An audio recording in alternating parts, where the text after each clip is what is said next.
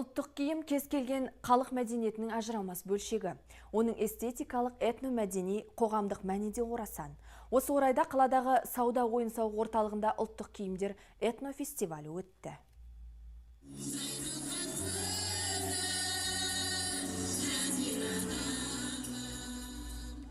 Міне осынау маңызы бар шарада кимешек киген әжелер халық әндерін шырқап, қала тұрғындарын Наурыз мерекесімен құттықтады. Ал түрлі этнос өкілдері би билеп, мерекелік көңіл күй сыйласа, ұлттық киім шеруі мерекенің сәнін келтірді. Бұл мереке барлық адамдарға сүйіспеншілікті, махаббаттықты, достықты паш ететін Наурыз мерекесі.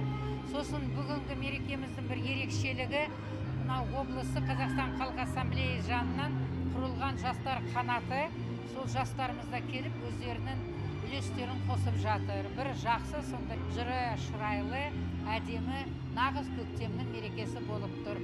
Ұлттық киімімізді құрметтейік, мақтаныш етейік, жастардың бойына осы үлкен құрметті сіңіру үшін жасап жатқан шараларымыз көп болсын.